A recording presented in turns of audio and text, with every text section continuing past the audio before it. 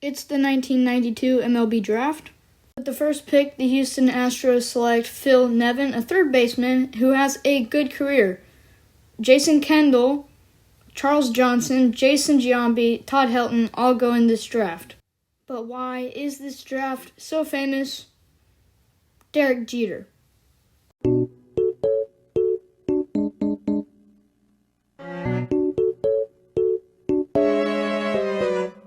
Derek Jeter had so many great moments in his career, like the flip, the Jeffrey Meyer non-home run, and a walk-off home run right after 9/11 in the World Series. But there was a way to measure performance in baseball, and it's called statistics. And to start it off, his career numbers look pretty darn insane. One thing that for certain catches your eye at the start is the fact that he scored 100 or more runs 13 times. Just look at the run column and you see why he's in the Hall of Fame.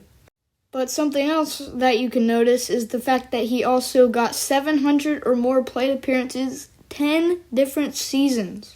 And something else that comes to mind is the Yankees were really good when Derek Jeter played. And how inflated are these numbers because he played on the Yankees? So today we're going to try to figure these out. Also, if you look at the awards, he was a great player in the awards, but he also won 4 Gold Gloves, and his fielding wasn't even good. So bad, in fact, that he put up negative defensive awards every year that he won a Gold Glove award. That's crazy. And then, I just think of some random shortstop who is good at fielding from these years that he played. I think of Omar Vizquel, and all I did was look up one player, Omar Vizquel, and Omar Vizquel had a higher defensive awards than Derek Jeter in every single year.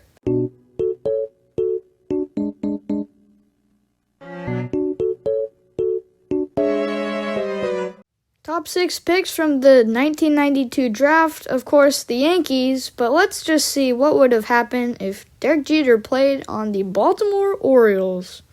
So let's get to the statistics. Always my favorite part of the video. But I created a new stat. So basically what this stat is going to do is figure out how many runs Derek Jeter would have scored if he played on a different team. First off, we have to find out how many base runners the Yankees had per year.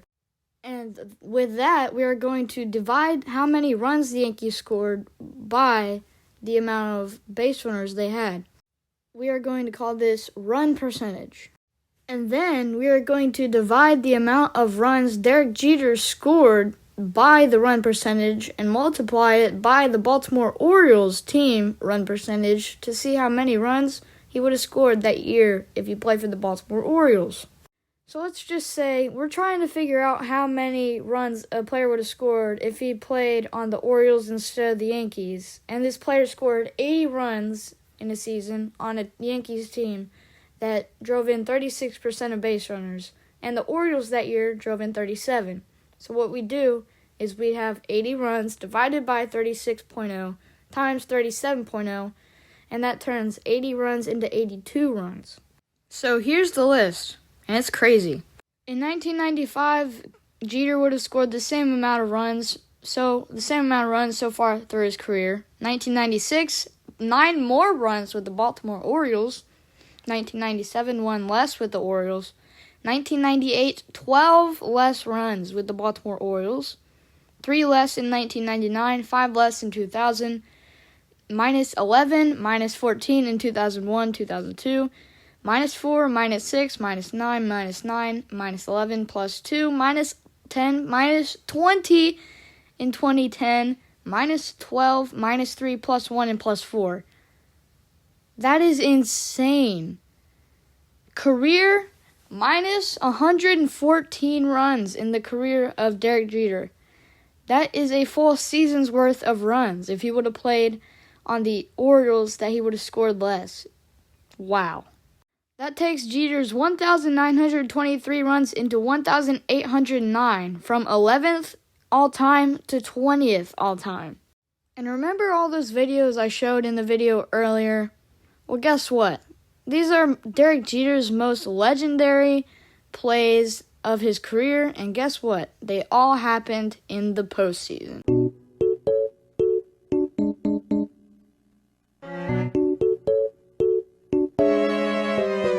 Literally, Derek Jeter everyone had knows so that many Derek great Jeter moments in his was career, like the possibly, flip, or the Jeffrey yeah, for Meyer sure, the best non-home postseason run, player of all home run. time. Even if it did take a little kid to help and a him. walk-off home run But right after 9/11 in the World because Series. he played on the New York Derek Yankees. Jeter had so many great moments in his career, like the Derek Jeter played 158 games in the postseason with 734 plate appearances.